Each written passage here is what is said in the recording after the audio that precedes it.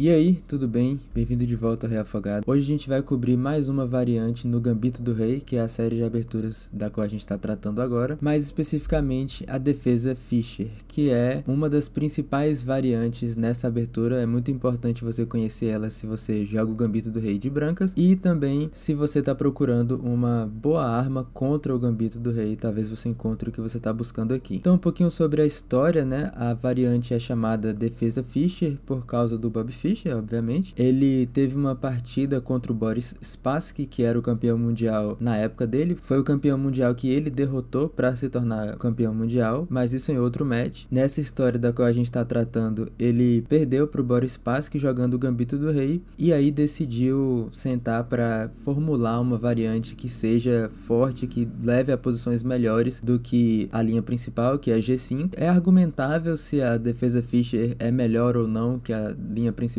Elas têm lá suas similaridades, como a gente vai ver daqui a pouco, quando a gente começar a mover as peças, mas o que importa é que a arma que ele sugeriu, que é D6, se popularizou e hoje em dia a gente nomeia essa variante em homenagem a ele. Então vamos para o tabuleiro, vamos ver do que a gente está falando, né? Para entrar no Gambito do Rei a gente começa com E4, E5 e F4. Estamos no Gambito do Rei. A defesa Fischer é uma variante que vem da linha aceita, então você tem que tomar esse peão. Não é necessário você tomar esse peão, existem outras opções. Tem como você contra-gambitar com o lance D5, esse é o contra-gambito Falkbeer. A gente tratou dessa variante num outro vídeo, vou deixar o card aqui em cima. E a propósito, se você tá caindo de paraquedas nesse vídeo e não sabe nem o que é a abertura até esse ponto, eu vou recomendar que você clique nesse outro card que tá aparecendo aqui ou no link na descrição do vídeo para você ir pro meu vídeo de introdução ao Gambito do Rei, no qual eu explico passo a passo as ideias principais. Mas vamos lá, para entrar na defesa Fischer a gente precisa tomar esse peão, cavalo para F3 é o lance aqui, e agora a gente entra na defesa com D6. É importante salientar que essa defesa não funciona contra a outra linha, que seria quando o branco, em vez de jogar cavalo F3 segurando o dama H4, ele joga bispo para C4. Isso leva a várias outras coisas que não cabe tratar nesse vídeo, mas saiba que é uma linha completamente viável, e se você estiver preparando um repertório contra o Gambito do Rei, você vai ter que ter uma arma contra isso também, porque não dá para jogar do mesmo jeito. Inclusive o próprio Bobby Fischer jogava, ou já chegou a jogar o Gambito do Rei, mas ele nunca jogou com cavalo para F3, permitindo a defesa que é nomeada em homenagem a ele, né? Ele sempre jogou com esse bispo C4. Mas beleza, precisamos que o branco jogue cavalo para F3 para poder entrar na defesa Fischer com D6. E qual é a ideia desse lance, né? Parece um lance tão inofensivo, um lance meio de espera. Por que que tem toda essa popularidade ou essa repercussão em torno desse lance? Bom, as pretas elas ganham algumas coisas com esse lance e perdem algumas coisas, como com qualquer lance no xadrez, né? O que você ganha jogando D6 é a abertura desse bispo, isso é um ponto relevante, e principalmente controle sobre o quadrado de E5. Você vai estar prevenindo E5 em algumas linhas e prevenindo o cavalo para E5 em algumas linhas, e ao mesmo tempo você está fazendo um lance de espera, um lance que te dá a chance de ver o que o branco vai fazer, que tipo de setup ele pretende jogar e aí responder de acordo. Não que existam muitas opções, porque no fim do dia o Gambito do Rei é um gambito e isso limita um pouco o estilo que você pode jogar, né? Você já decidiu que você vai jogar o estilo gambito quando você jogou F4, então a esse ponto você é um pouco obrigado a seguir nesse espírito de buscar iniciativa e jogar lances de ataque. Do contrário, não era para você estar jogando o Gambito do Rei. Se não é esse tipo de abertura que você queria chegar, se não é esse tipo de posição que te agrada, tem muitas outras coisas que você pode escolher. Como o branco sacrificou um peão a esse ponto, para justificar esse sacrifício ele tem que continuar tentando jogar com iniciativa e criar problemas. Não dá para jogar lances tipo D3, cavalo C3, bispo E2, jogar de maneira lenta, porque se você fizer isso, você sacrificou um peão por nada e o preto simplesmente tem uma posição melhor com um peão a mais. Os únicos lances aqui são D4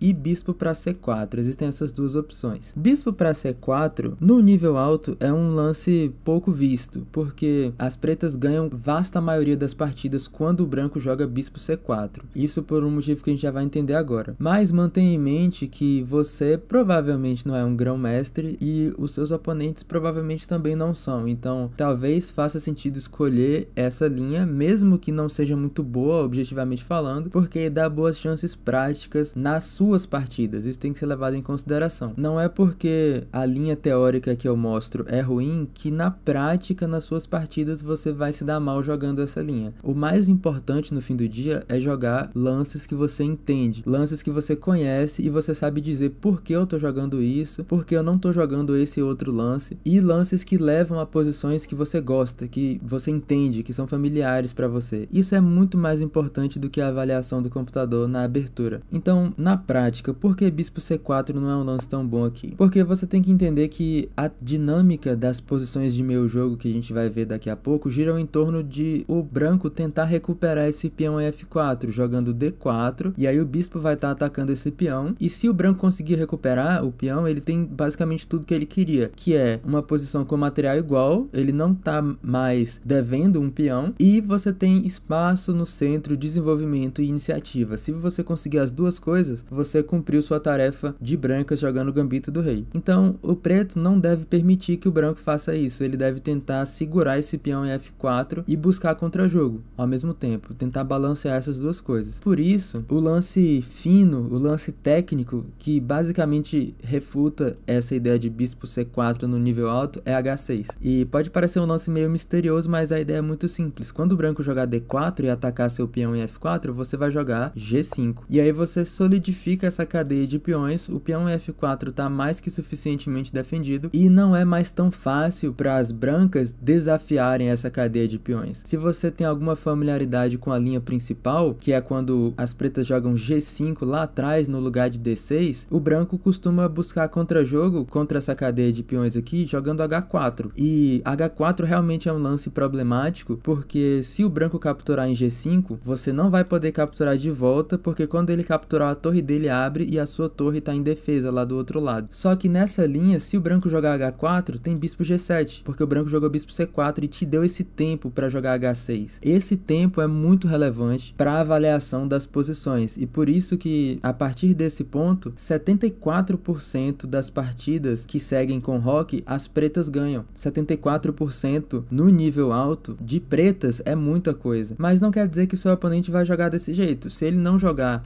com H6 nessa posição, aí você já vai estar muito melhor, porque você conseguiu tirar seu bispo, você já está pronto para fazer o roque no próximo lance, D4 está vindo. Por exemplo, vou ligar a avaliação do computador aqui, ele está dando que a posição é menos ponto 4. Se eu jogar cavalo para C6, passa para mais ponto 4. Então, com um lance meio desajeitado, as pretas já conseguiram jogar fora a qualidade da posição que elas tinham. Então, leva isso em consideração. Mas, se o preto souber o que ele está fazendo e jogar com H6, depois de D4 e G5, vai ser muito difícil achar contra-jogo contra essa cadeia de peões. E as pretas alcançaram o objetivo que elas queriam, que é solidificar o peão extra, e agora já estão prontas para cuidar daquele outro ponto que eu mencionei, que é começar a procurar contra-jogo. A maior parte das partidas no nível alto aqui segue com roque, bispo para G7, desenvolvendo, C3, tentando criar essa montanha contra esse bispo aqui, tornar ele uma peça um pouco pior, cavalo para C6, desenvolvendo, G3, e aqui vem o que é a principal ideia de meio jogo do branco quando ele joga esse bispo para C4, que é jogar uma linha com o sacrifício da qualidade. G3 permite bispo para H3 atacando a torre, e normalmente o branco não salva essa torre, ele tenta sacrificar a qualidade para conseguir contra-jogo na ala do rei. Em vez de mover a torre, o branco joga G toma F4, permitindo bispo toma F1, dama toma F1, e pelo menos pelo sacrifício da qualidade o branco vai tentar usar o centro e as peças mirando na ala do rei para criar problemas e tentar ter ideias de iniciativa. O problema é que existe um lance muito fino que o preto pode jogar nessa posição, que é dama para D7. Eu tô dando exclamação aqui, porque em vez de se preocupar com a questão desse peão aqui tá caindo, se as pretas conhecerem essa ideia ou encontrarem essa ideia de dama D7, o que o preto tá se preparando para fazer é seguir com roque, e aí aproveitar que o branco fez o roque curto e depois instigou com G3 para punir ele por ter aberto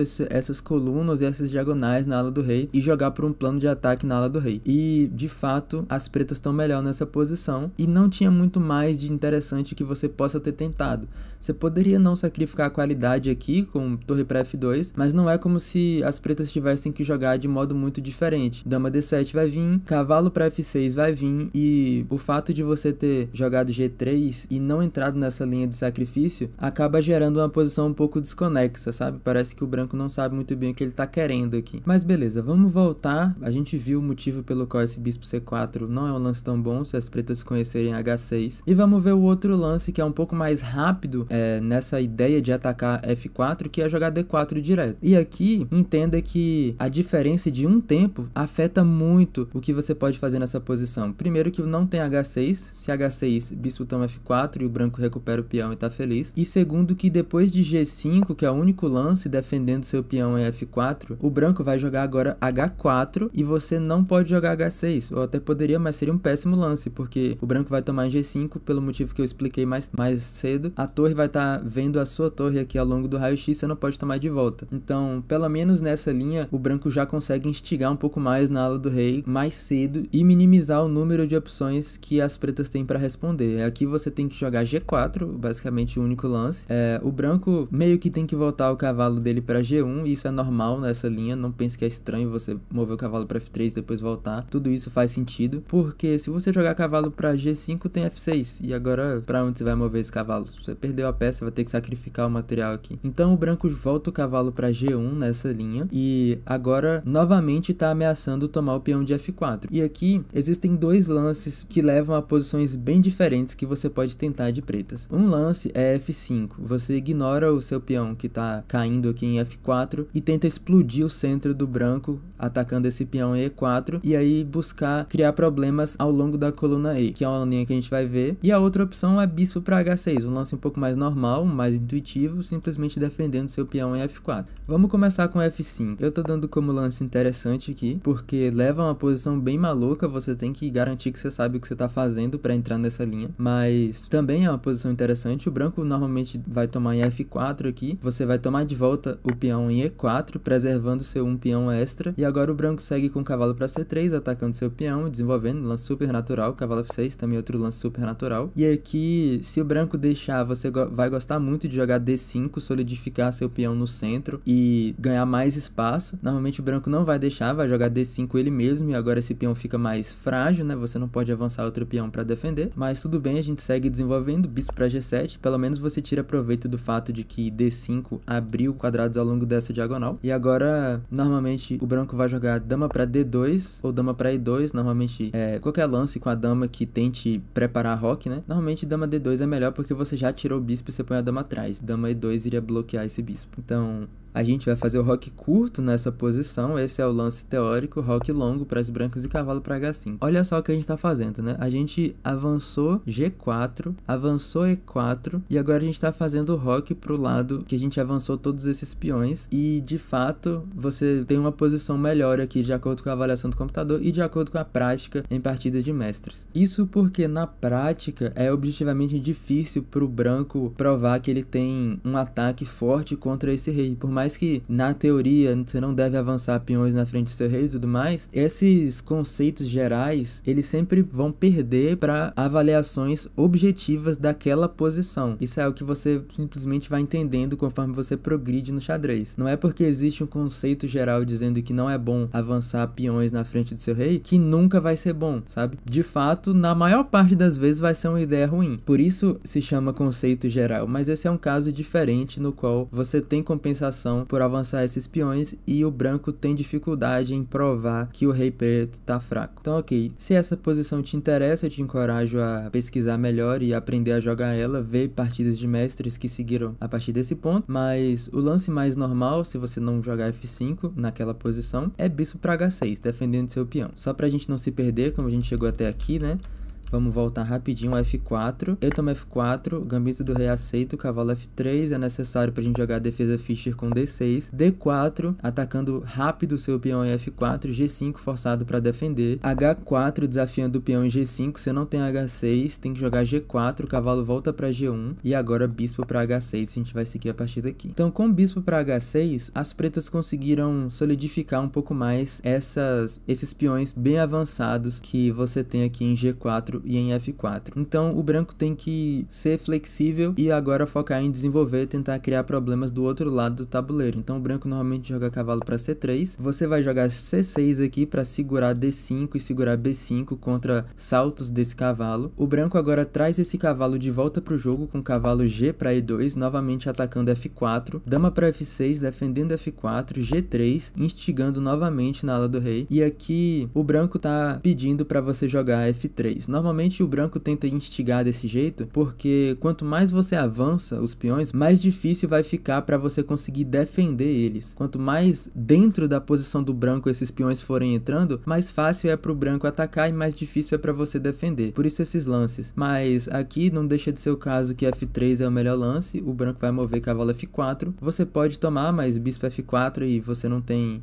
maneira de desafiar esse bispo que vai estar bem posicionado dentro da sua posição, então não tem por que tomar e entregar o par de bispos espontaneamente desse jeito. O melhor é jogar dama para E7. Parece um lance meio estranho, né? Um lance que não tá muito claro o que ele tá fazendo, você tá movendo a dama de novo, mas é o melhor lance nessa posição porque você tá alinhando a sua dama com o rei branco e aí você começa a nutrir ideias de D5, ideias de tentar atacar esse centro e provar que você tem uma vantagem porque o branco deixou o rei um pouco frágil aqui, né? Tanto que o lance normal, o lance mais comum nessa posição é rei para F2, tanto bloqueando o seu peão passado dentro da posição do branco, quanto saindo do caminho desse raio-x na coluna E. E aqui vai se consolidar um tema nessa posição que é muito curioso, que é o fato de você ter um peão em F3 dentro da posição do branco e não ser um peão fácil de desafiar ou fácil de atacar. O branco, basicamente, ao longo desse meio jogo, o que quer que seja que aconteça, ele vai ter que ficar mantendo em mente que tem um peão passado em F3 e meu rei tem que estar próximo desse peão para que o preto não consiga criar chances de promoção. Normalmente a partida aqui segue com cavalo para D7, bispo para D3 desenvolvendo, bispo para G7, aproveitando que o branco bloqueou a defesa da dama, estamos ameaçando bispo toma D4 cheque, então bispo para E3 defendendo D4, cavalo G para F6. Esse é outro motivo pelo qual foi bom tirar a dama desse quadrado para você poder desenvolver o cavalo para o quadrado mais natural. A4 instigando agora na ala da dama, o branco tem que procurar alguma fonte de contra-jogo porque ele tem um peão a menos nessa posição. Se a gente simplesmente trocar as peças, o branco não conseguir criar nada e no fim da partida a gente chegar no final só com rei e peões, o preto tem um peão a mais e é um peão passado em F3, é um peão que o rei branco nunca vai conseguir tomar e num final como esse é basicamente rei contra nada, porque o branco não pode tirar o rei de perto desse peão em F3 e você vai estar livre para mover o seu rei e tomar todos os peões do branco e ganhar. Então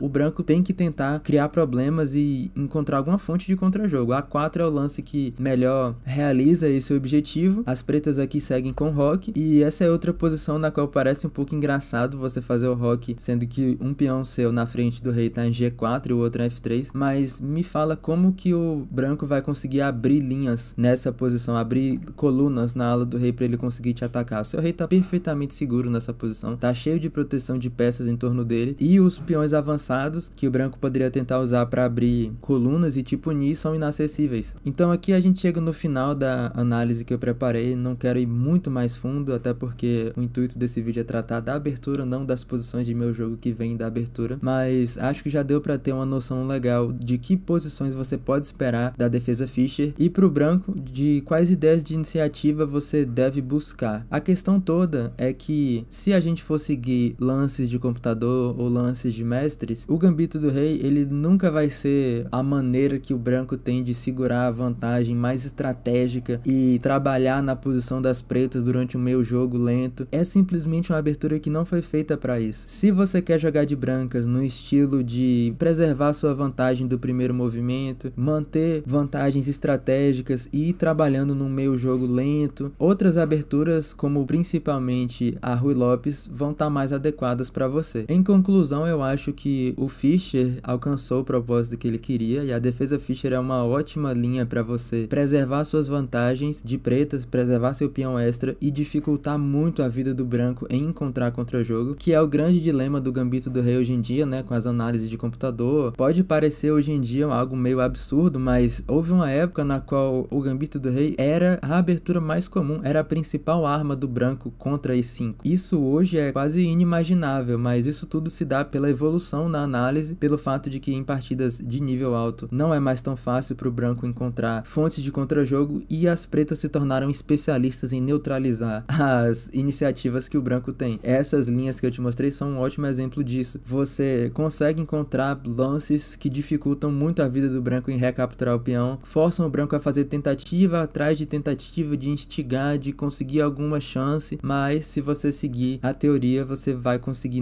basicamente neutralizar tudo isso. Então essa era a análise que eu tinha para compartilhar com vocês. Espero que vocês tenham gostado. Se você aprendeu algo novo com esse vídeo, se inscreve no canal, deixa o like aqui embaixo. Qualquer dúvida, sinta-se à vontade para deixar nos comentários, eu tô sempre olhando e respondendo. Beijinho do Reafogado e tchau!